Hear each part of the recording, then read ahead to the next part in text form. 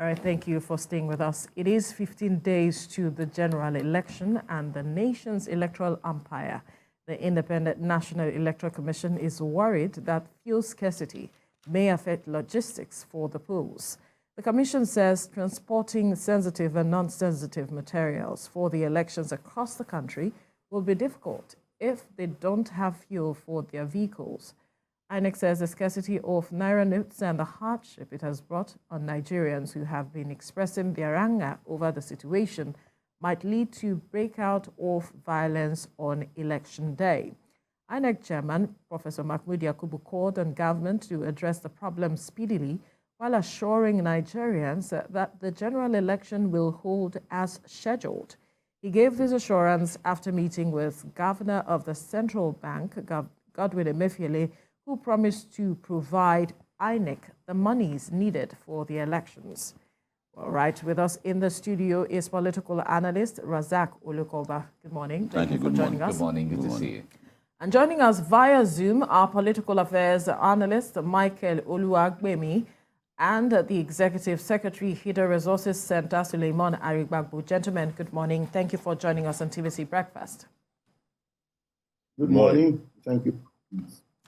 All right, let me begin with you, Michael Oluwagbemi. Your impressions about how government is handling this matter, talking about the fuel scarcity as well as the Naira scarcity. That is a major concern for a majority of Nigerians and even INEC leading up to the elections. Good morning to your listeners and viewers, and thank you very much for having me this morning once again. I think every Nigerian that has been seeing the trends since the end of last year will be amazed that the fuel crisis has persisted up until this time. It's rather very unusual, given that this government had prided itself as having conquered the fuel scarcity or queues since it came into governance, especially the perennial queues that always came up during the festive period. And these kind of queues that actually started just before Christmas and continues to persist after Christmas into the election period definitely raises some serious questions and suspicion. And that there's a grand design of sabotage within the government itself. And I think this is something that's of concern to everybody. The same is also true, of course, about the currency crisis. As far as I'm concerned, is an own goal. It's a self-manufactured crisis. It does not need to exist. The Nigerian people do not need to be subjected to any kind of crisis for owning money. Owning money is not illegal. It's not against the law. And the law has provided for how money can be changed in an orderly manner over a substantial period of time. There's no way you can tell me that you can replace 3 trillion naira in an economy in 6 weeks. Effectively, that's what the central bank is trying to do, saying that it announced to Nigerian people that it was going to do this in the month of November, even say late October. But it effectively did not even display currency or make it available even for commissioning until the middle of December. And then to now tell me that from December 15 to January 31 is sufficient, 6 weeks. It's never done anywhere in the world. So I think that's a pure own goal. It should never have occurred. And what is right is simply right. I think the various voices in the political spheres, especially the governors, the 36 state governors, this should not be a partisan issue. Even governments, the state governors and the FCT, they require cash sometimes to run their government.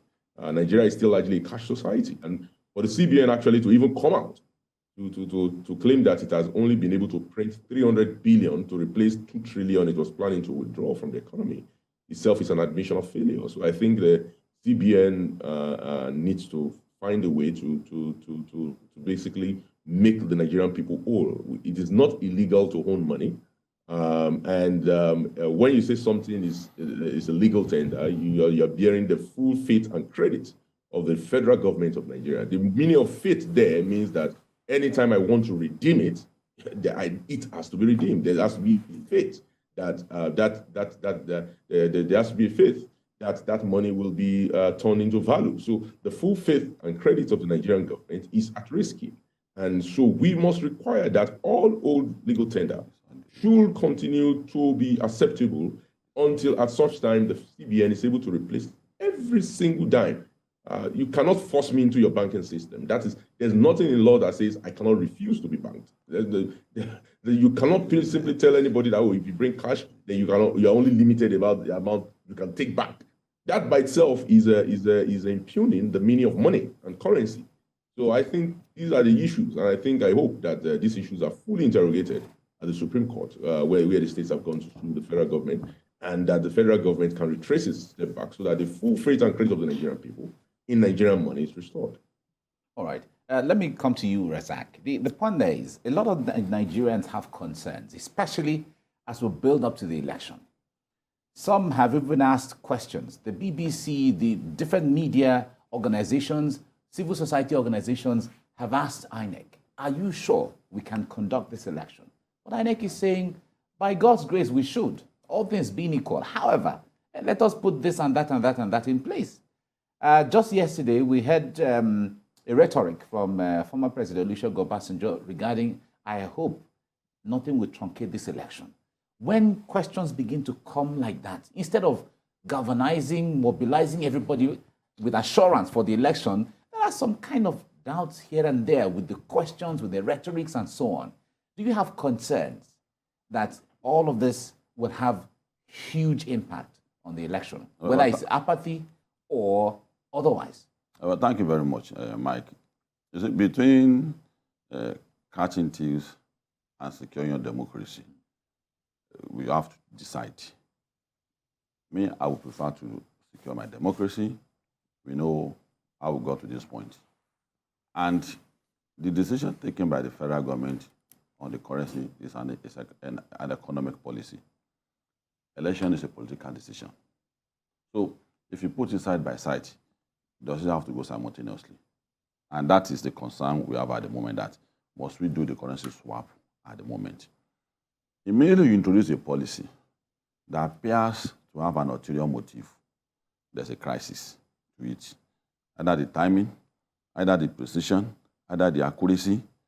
And with the introduction of the currency at this time, at the beginning we felt it was because we want to reduce engagement of voters with Naira. That was what we had in mind.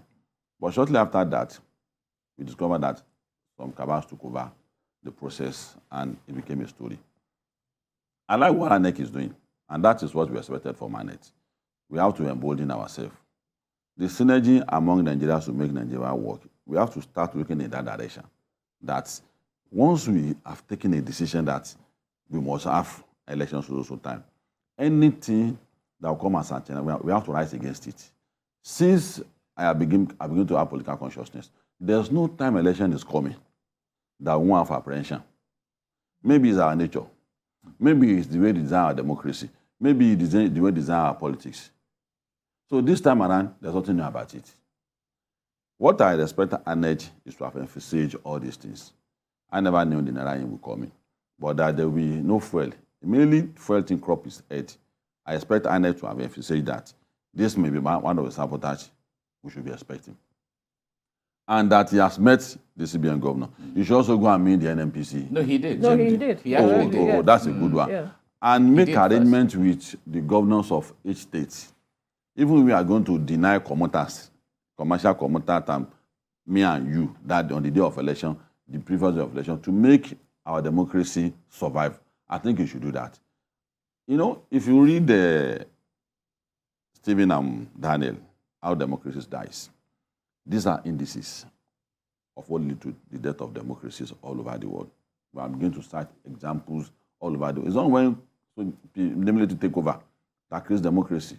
When we have some things that are missing, when we have some policy somersault, when we have apprehension that internal government is coming, when we have that coup is coming, we are not discussing about issues that are coming from presidential candidates. That's the indices of the death of democracy. And we have to brace up towards it. What we should be talking about now is how to combat all those issues. On the Naira issue, what INEC chairman has done on the fuel thing is fine. And I think and I hope that it's going to work. On the Naira issue, we have several alternatives. It's either the court has taken the decision on it, and all of us must support that decision. No, but the government has come to say that the court lacks jurisdiction to do that. And that is why it is appropriate to warn the president and the executives that between the economy and your democracy, the intention is, of course, it's a legitimate thing to change Naira all the time. You can't run two major political decisions simultaneously at a critical moment like this. Changing of currency and election. It's risky. So it is up to the federal government to demonstrate the capacity. And as for me, when you have refused to combat your cabal in your nation, to the extent that they internationalize their operations, it becomes difficult for you to kill. The cabals in the oil sector, the cabals in the currency trafficking has internationalized. So it's so strong that between now and the election time, CBN don't have the capacity to combat and defeat the currency problem that we have. One would like to ask is, who is this cabal? Because you've mentioned cabal like twice. Yeah. In for fuel scarcity and now the scarcity of the Naira. Who is this cabal that is bringing the country into this level? People who who traffic at the expense of Nigerians. And what do you mean by traffickers? Racketeers, currency racketeers, who sell your currency. Those are the cabals. So they racket the currency. So CBN, between now and the time of election, we all know that they have the local international dimension, both oil and the currency thing. So for us to be able to combat it between now and the election, it is not possible. It's a reality. So it is either the president take a decision to suspend it, the decision to elongate what the court has said, or to combat it. And for me, between now and that time, it is a reality that they have their arm, they have their network. This is the way they have mopped up the currency was thrown to the market. We need to quickly go on a commercial break. We'll continue this conversation when we return. Stay with us. All right, thank you for staying with us. Before we went to the break, we were talking about the scarcity of the Naira and also the scarcity of fuel and how it might impact the coming election, as INEC chair has said. And Razak, you were speaking to that. You seem you want to finish up your point I said government must learn how to create a platform for racketeers to meet. This is an opportunity for them to meet at a junction. The fuel racketeers, the currency racketeers, and people who want to take advantage of the coming election also. It's not a good thing. So it is a good advice that people have been giving the president that if you want to catch thief another day. If you want a democracy to survive, let it survive now. It is risky to combine it. It's two major decisions, economic and political decisions. You can't take both at the moment. So our own advice to the president is to allow democracy to survive. He paid the price for democracy too. World paid the price for democracy too. We don't want anything to happen to our democracy. And it is better for our teams to survive for some other day. The corrupt people that they are running after, to survive for some months and allow democracy to thrive. Aren't they also a threat to our democracy? Aren't they also a threat to our democracy? Who is the threat to our democracy? When you have your money, when you have your no, it will create. Vote buying is not a threat to our democracy. It will create an incitement. What I mean is that the capacity to do both, we don't have it now. When people have their money in the bank, it creates an opportunity for people to be incited. Right. And that would jeopardize the coming election. Already look at the picture of what is happening in town. They are not talking about roads. It's not about good earth. My legitimate money in the bank, I can't have access to it. So you have created a pace, a stage for mobocracy. The mob to take over. Right. And it's beginning to happen again. So at this critical moment, we don't want it. There are insinuations that some people know that they can't win this election. They want to truncate it. Before we get Why are you giving them the opportunity? Before we get to the insinuation, let's get Mr. Suleiman Ayugbabu's perspective to this matter. Is the situation on the ground a threat to our democracy? Yeah, thank you very much. it definitely is a threat. Any situation that threatens public peace, any situation that further constrains people under this kind of economic hardship that Nigerians are already going through. So it's a threat. If we are not careful, and I want to plead with the federal government, the federal executive, to take the opportunity of the lifeline offered by the Supreme Court, rather than going to court to say you don't have jurisdiction, rather than going to court to oppose, I would say they should take this as a saving grace. You came about with a good policy. We support the policy. Unfortunately, the timeline you have given to it, and the fact that you have sent the very wrong lieutenant to the current CBN governor, unfortunately, can never deliver on such an honorable assignment. It's not possible. His antecedent doesn't show that he could deliver on such. And now we are at a threat because right now, as it is, if we are not careful, there's going to be a breakdown of law and order. And of course, the government will be forced. Who is going to go up for election? When I was in Ibadan yesterday, 2 days ago, we invited farmers to Ibadan to say, okay, this is what the 2023 projections for rain season starting will be.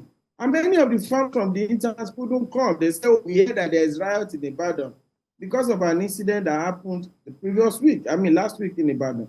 So this is what we are saying. When people get whiff of violence in the town, they are not going to come out for election. So what is the point? We are saying that this is the time that you can really make a difference. Your beavers is going to help your vote to count and all of that. But if people have fear for their life, they are not going to come out. So what is going to be the alternative? Are we going to have an interim government if we can't do election? Are we going to extend the tenure of this government that is tired of us and we are tired of it? No, I need for this federal government to please save face. You have come with a good policy. You didn't do it right. But it doesn't mean that all is lost. Let's have election. Let there be money in the system. Those who sabotage this policy, go after them, deal with them, but push money in the system. Let the old and the new run pari passu so that people can at least have money. Now, we are buying Naira with Naira. And even to buy that Naira is difficult. On Tuesday, I couldn't eat until night in Ibadan because we were all at one of the big malls that is popular around Nigeria. People bought food and had to abandon the food because at this time again, when there is no cash in town, the electronic transfer is often not working. 90%, 95% of the electronic transfer not working. Come and see crowd at the shopping mall.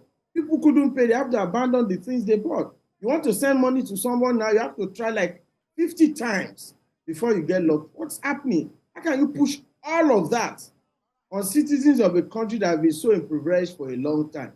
It's very unfair. So it's going to affect the election if nothing is done. Mr. President's request for 7 days is running out. I don't think he should be waiting for that 7 days. Go and deal with that issue aside. But take the Supreme Court stay of status quo as an opportunity to, amend things, give Nigerians some reprieve, give us some relief. This is very, very hard and harsh on citizens. So same face with it. It's a good policy. Unfortunately, you have sent the wrong lieutenant to deliver on it. You have set wrong timelines and it has backfired. Okay, life happens. Take that as it is. Give us reprieve so that we can go and reboot, boost ourselves, be ready mentally, economically, and in every way for this election. Otherwise, if you allow the chaos that is about busting, and it's been busting at the seams a little, we are patching it. If it busts everywhere, October 2020 is still fresh in memory. And we don't ever want to see such kind of thing in our country again. But this is the kind of thing that can bring something even worse and bigger if the government doesn't take this lifeline. So it's going to affect the election, because the election becomes secondary when it's threat to life. The election becomes secondary when even transporting your sensitive and non-sensitive materials to polling units become impossible because there's no fuel. In Ibadan 2 days ago, we bought fuel at 345, 350 per liter. So what is happening? And I heard that in some places they are buying it over 400. So you have this kind of situation at some point, people are going to be grounded, stranded, frustrated, and only God knows what then happens after that. All right. Michael, let me come to you on this. Several people have reacted and analyzed the situation from the perspective of saying that if the CBN had made a very wide and robust consultation with all of the stakeholders that would make this work, that the outcome could have been different. Of course, some persons mentioned the issue of the civil society organizations, labor unions, the governors, National Assembly, banks, telecoms, media, even political parties, that if everybody was on board with this, that it would have been a little more seamless. Do you see it that way, that the CBN may not have consulted very widely before coming up with this? Yeah, I mean, it's the facts. Facts are sacred, and it's not the CBN under Emefiele, the current governor, has history of knee-jerk policy decision making, and trying and open and making amends on the go and changing and fixing policies as they move along, almost as if they are winging it. Even this policy itself, how many changes have you witnessed? How many circulars have they issued since December 15, when the policy came to implementation? First, they said that people could withdraw 500,000. I think it was first 50,000. People made noise. They changed it to 500,000. Later, they brought it down back to 20,000. Later, they said you could not get cash over the counter. You have to go to ATM. Later, they changed it again. It shows our facade nature of policy making, and it is very, it's something that has become very, very known as the modus operandi of this current CBN governor. I've never seen any organization so incompetent to be said. There's really no implementation of policy. Even the simple anchor borrowers program in the agriculture sector is replete with corruption. And this is the fact that everybody keep avoiding the subject matter. The central bank under the current governor has mismanaged the organization, and such that even its simple monetary policy of cash management, currency management, the simplest of its function, it has mismanaged. So we should be interrogating just beyond the political undertones, the implications, the lack of transparency that is associated with this particular policy. We're talking about the mismanagement of the central bank under the current governor, the gross incompetence of not engaging state governors who are the managers of the economy. Even the Constitution identifies them as the members of the National Economic Council and the vice president as its chairman. And if the CBN governor is a member of that NEC, when did he go to the NEC to present his idea? When did he engage with the 36 state governors and the minister of the Federal Capital Territory with respect to managing a currency change, which grossly affects the economy? I mean, I look at the summons, the detailed legal documents that the governors actually used to swim. One of the testimonies they gave, one of the affidavits they attached to their filings, was the fact that they cannot manage effectively their states without cash. You should have known this if you had gone to the NEC to actually make a presentation, to actually consult with them, rather than acting like monetary policy is a secret cult. No, it is not. I blame in some part the National Assembly that give such one person, an elected person, such enormous powers over our lives. He determines the value of what is in our pocket. He does not even consult with his fellow board governors. He goes to make out willy and nilly statements to affect the value of the resources that we wake up every day to try to acquire as citizens, which it comes in currency. But when he makes a wrong pronouncement, the way he does all the time, almost as if the head and the mouth is not well coordinated, it destroys the value of the Naira in my pocket. I wake up every morning and it destroys the value of the Naira because of the policy, the willy-nilly way it goes about making that policy. So somebody needs to call the central bank governor to order. The National Assembly tried. First, he avoided all the summons, and later he appeared, almost as if he's not subject to your jurisdiction. Independent central banking and monetary policy making does not mean you do not have oversight of elected representatives. Even the law that created the CBN talked about regularly briefing the National Assembly. When has the National Assembly held him held his feet to fire? We should be seeing this central bank governor appearing every day, almost not allowed to do his job for the next 365 days if the National Assembly is serious. You have to call him to order. And beyond that, we have to look at the provisions of the law. There's nowhere in that law. How can you talk? We are saying a reasonable time to withdraw 3 trillion naira from the economy. Why are you even withdrawing 3 trillion naira? In his own claim, the society has to go cashless because of corruption. Who is the most corrupt person in this government today? The answer is blowing in the wind. We cannot continue to act and we cannot continue to cut our nose to spite our face. We need economy to have cash. Even the most advanced economies in the world, United States of America, has cash. Is still a primary use of a component of the economy. In Nigeria, after all, we have about 47 trillion in terms of our M0. That's the amount of money in circulation. And we have, of that amount, we have about 17 trillion. Of the 47 trillion, we have about 17 trillion in the bank. And we only have about 3 trillion in circulation. So it's not actually such a bad structure. If you think about it, 47 trillion of money in the economy and only 3 trillion in cash. But that 3 trillion in cash is what is creating the economy. Many vast local government areas, states like Bola State, like Yobe State, have just 2 local government. Of over 27, 30, 40 local governments, only 2 have banks. And yet you are saying people have to return money to banks in order for them to get cash.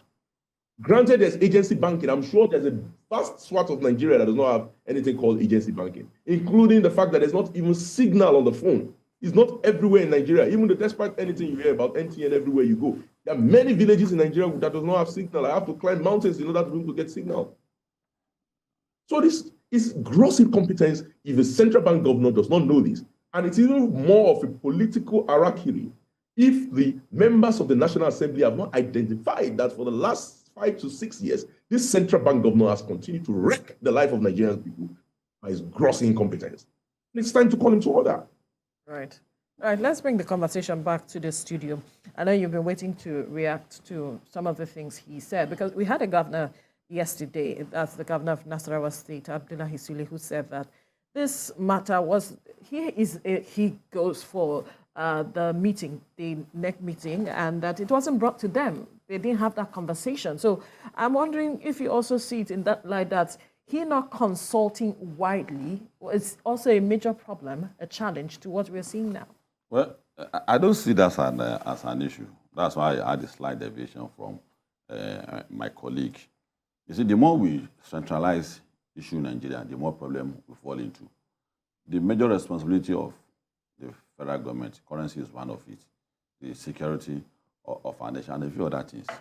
What the federal government has made its business is the reason why they lose attention on major issues like the currency. So, to begin to centralize the decision on currency again, which we have always been arguing against, that why must everything be centralized? Buhari is not the business of Buhari to secure Lagos State. It's not his business to secure Naira State. It's the business of the governor. It was because the president took everything as his responsibility. That's why we are blaming him for everything. Let him do his job, the limited job that every president in the world do. Don't make drainage your business. Don't make issue of licenses to state your business. Just micromanaging. Yes. Yeah. And that is why every president of Nigeria, as they are going, we have always been saying, we continue to have this picture. We did it for Obasanjo, we did it for Jonathan. The same picture. It's not the problem with our president. It's the problem with our system. So the error of the CBN, don't let us lose focus of it. It's the distribution line. It was disrupted. Just like any other thing, the fuel distribution line. So it's not because he didn't inform the governor. It's not because he didn't inform anybody. It's his capacity to defeat the racketeers. And that should be his target. And I think he knew that the racketeers, he left the decision for Nigerians to take that, run after the racketeers yourself, which is not our business. It's the business of CBN governor to ensure that the money gets to the bank. It's the business of CBN to ensure that that money goes to the customers, not landing at parties, not landing at private vault. So it's his business. So that shows that we will not be confusing our guys in government. If you continue to say hate today and be tomorrow, there's a confusion. What do our people want? You want to say people are corrupt. You say people stash cash. We took a decision and nobody said the decision is a bad one. The problem with Nigerians is that go and catch your thief, but let me have access to my 5,000 in the bank. So his inability to do that now is our blame. And that's why the courage for every government to step back in any decision that is failing, this government must also have it. The policy is failing. It is not a bad thing when your policy fails. It's not, we are not going to put it in your CV that you made social policy at the time. How we are going to assess you is a general assessment. So Buhari should not feel ashamed about this. The CBN should not feel ashamed about it. The moment you do what the court wants, what is going to make Buhari more popular. And maybe it's a take-home pay for this government, that people now have access to their money. You made that attempt, which is a good one. It's a good decision. That you don't want to reverse it. I see a crisis coming. It's a fiasco. There is no way out of it if they refuse to accede to what the court has said. People must have access. Mike, it's not rude now. It's not that I want security. It's not that COVID-19 is not getting to me. My money, it is going to connect everybody. The judges who give that judgment don't have money too. National Assembly members don't have. People you claim that stole money don't have access to the money too, including all public office holders. So it's going to be a reconnection of all of us. Don't create such platform for us to fight the government. It's going to be a popular fight. And please, stop heading for that direction. Your refusal to assume that is a fiasco. Why must you do that? In the interest of Nigeria, that's why we are doing that. People have had to take a wrong decision at times. We will come back to you that I wanted to fight you. You said no. And we'll remind you that it's not us, it's you. So let's refocus our attention on what we have to do. It is either they suspend the policy or they reverse it. There's an election coming. For me, my democracy is more important. We can't catch thief any other day.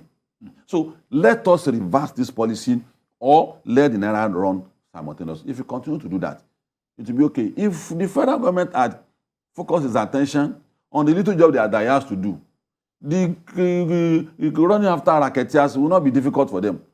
The decision on oil, you don't give license to people. Modular refinery is not possible.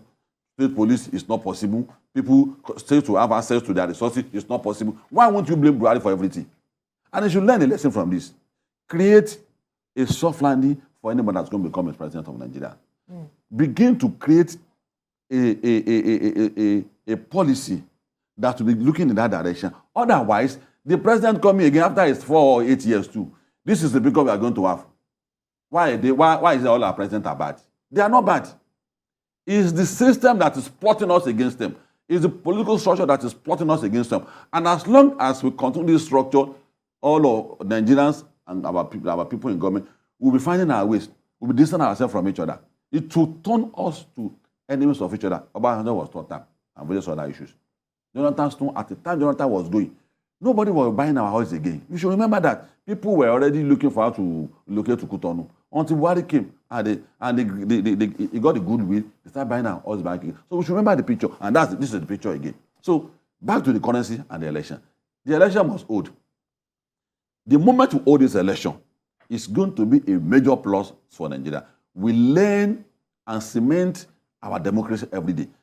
Between 2019 to time, this is the time we have had the highest registration of voters, over 100 million.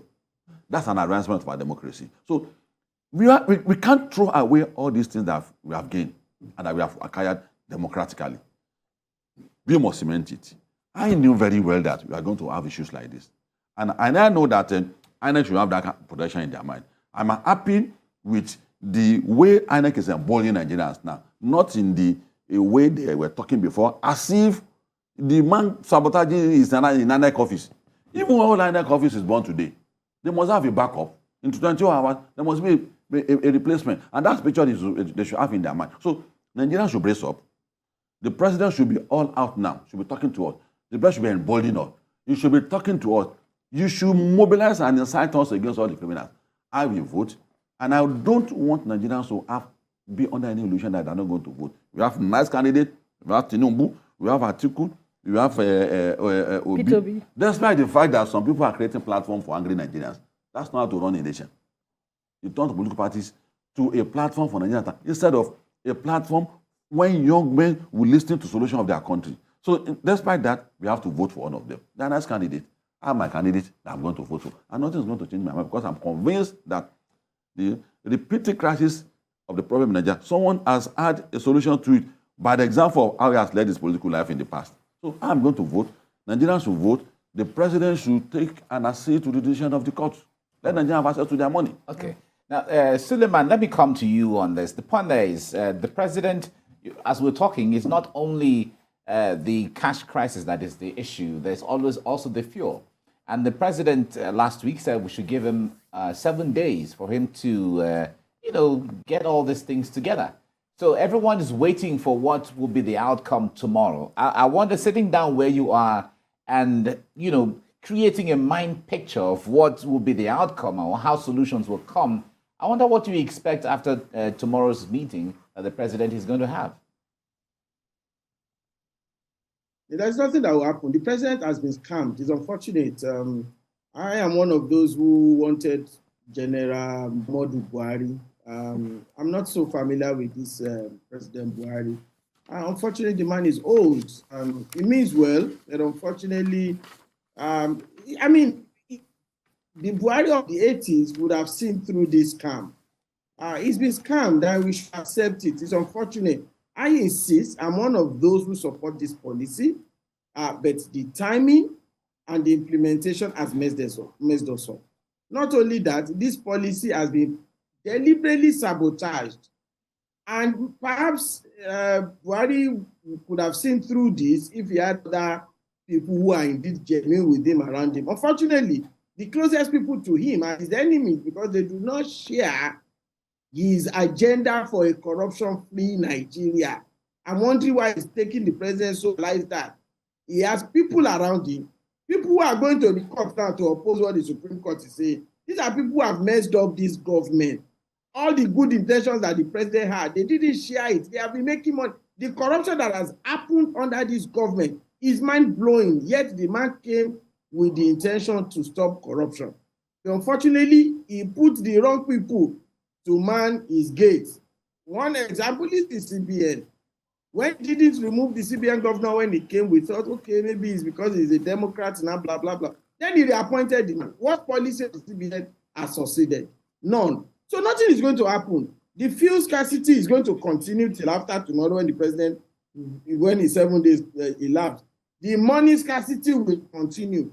The only thing that can stop the money scarcity is for the president to order the CBN to re-inject the old notes, because in the first place, they didn't even print enough to go around and didn't give it enough time to circulate in the system.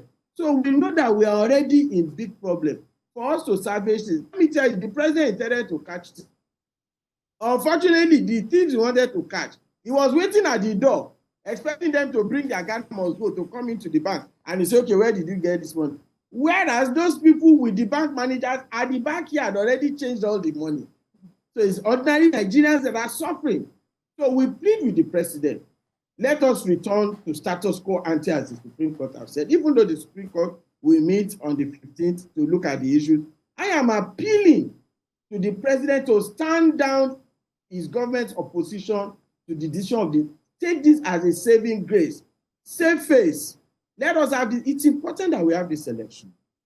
And not just because we are going to throw in another set of oppressors, but because these are some of the things that help us to keep the fiber of the country. All right. Well, it's going to perhaps give us some aspiration that things could be better, but more importantly, it's going to prevent us from running into unnecessary anarchy.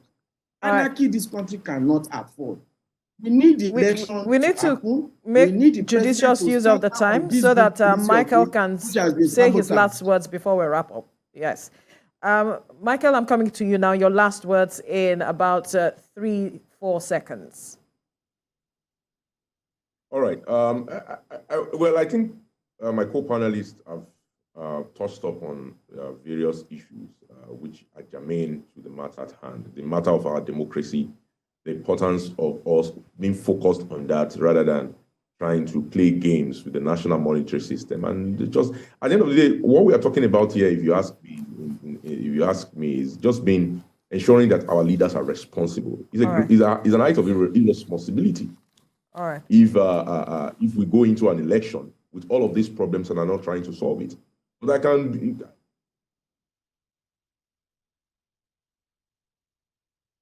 Thank you, gentlemen, political analyst Razak Olukoba, who joined us in the studio, as well as political affairs analyst Michael Uluwagbemi, as well as the Executive Secretary, Hidden Resources Center, Suleiman Arigbagbu, for your time on the program.